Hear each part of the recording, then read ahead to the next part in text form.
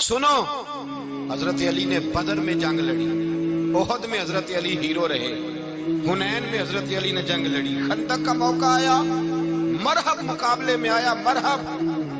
حضرت علی رضی اللہ تعالیٰ عنہ فرماتے 1000 کے مقابلے میں وہ لڑا کرتا تھا، میرے مقابلے میں آیا تو کہنے لگا بھتیجے تجھے پتہ ہے میں مرحب ہوں، میں مرحب ہوں، تجھے پتہ ہے کیسے مقابلہ کرو گے، تمہیں پتہ ہے؟ حضرت علی کہنے لگے مجھے تیرا نہیں پتا، مجھے تو اپنا پتا ہے۔ کہا آپ کون ہے؟ فرمانے لگے انا اسد اللہ و رسولہ، مجھے پتا ہے کہ میں خدا کا بھی شیر ہوں، محمد مصطفیٰ کا بھی شیر ہوں۔ تم مقابلے میں تو آ، میدان لگے گا تو پتہ چلے گا۔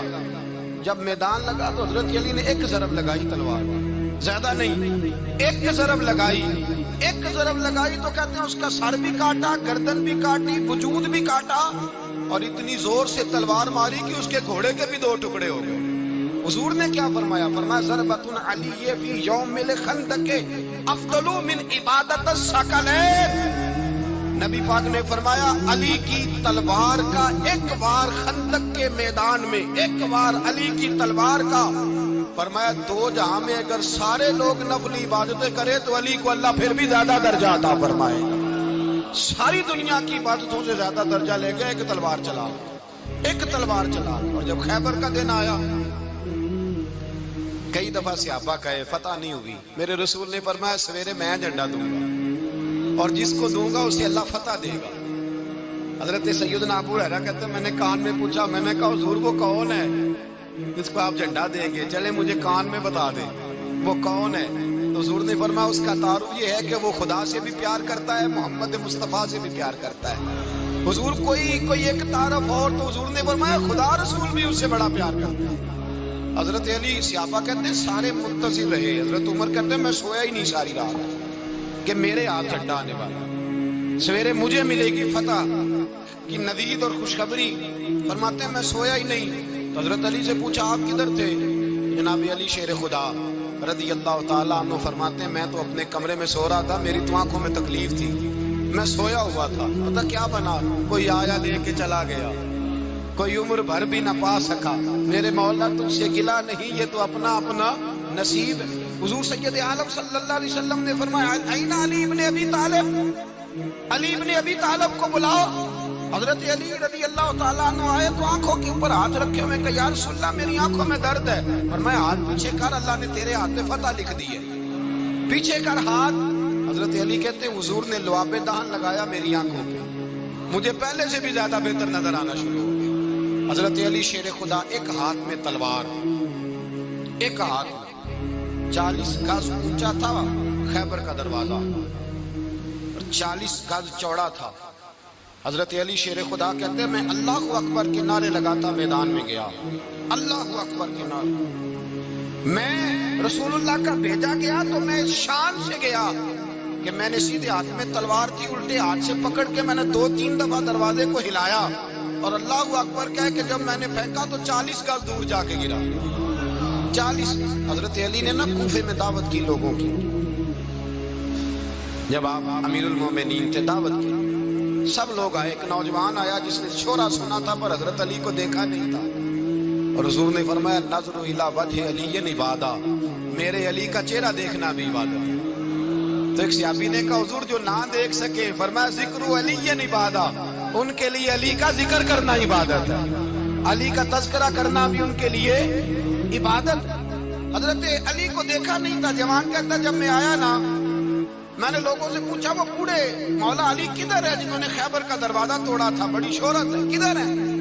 کہتے حضرت علی صاحب نے بیٹھے تھے، مجھے کسی نے کہا وہ بیٹھے ہوئے۔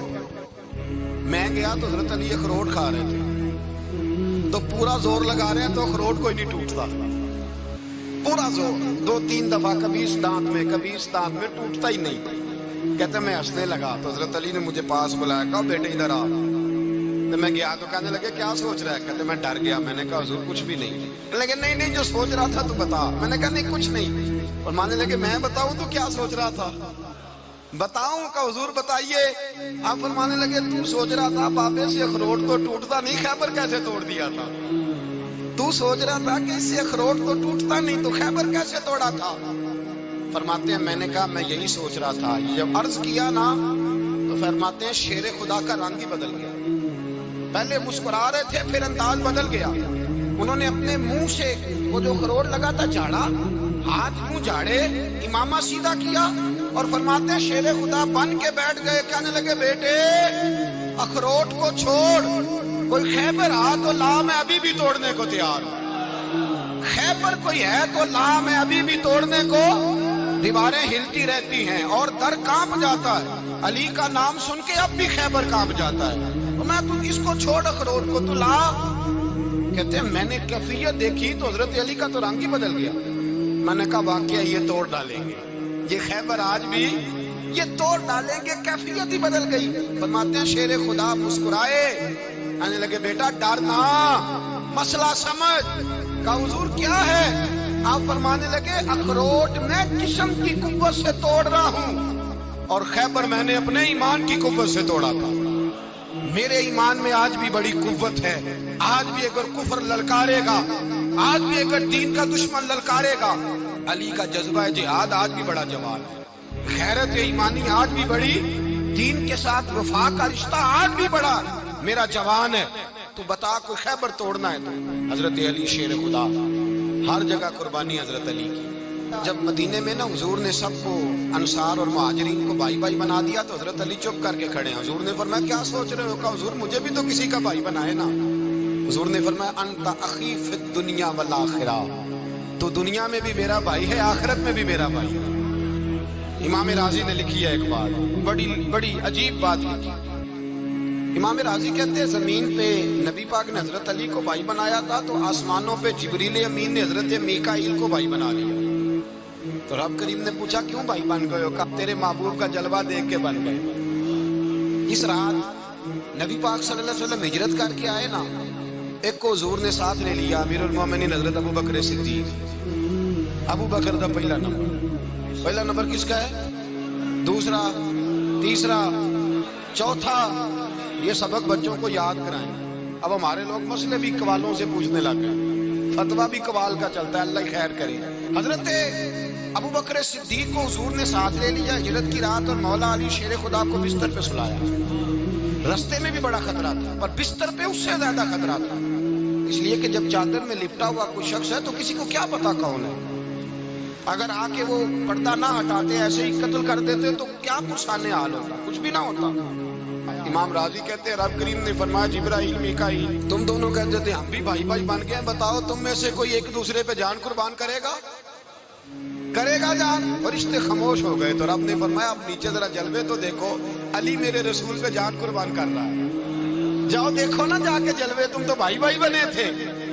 فرشتے عرض کرنے لگے مولا ہماری ڈیوٹی کیا ہے؟ فرمایا اب تمہاری ڈیوٹی یہ ہے کہ تم جاؤ زمین پہ 2 تلواریں لے لو اور علی کی چارپائی کے اوپر کھڑے ہو جاؤ. اس نے میرے مصطفیٰ پہ جان قربان کی ہے, اس کی جان کی حفاظت کرو.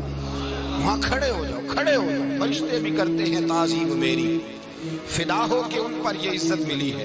حضرت شیر خدا مولا علی ہر میدان میں اول, ہر جنگ میں پہل.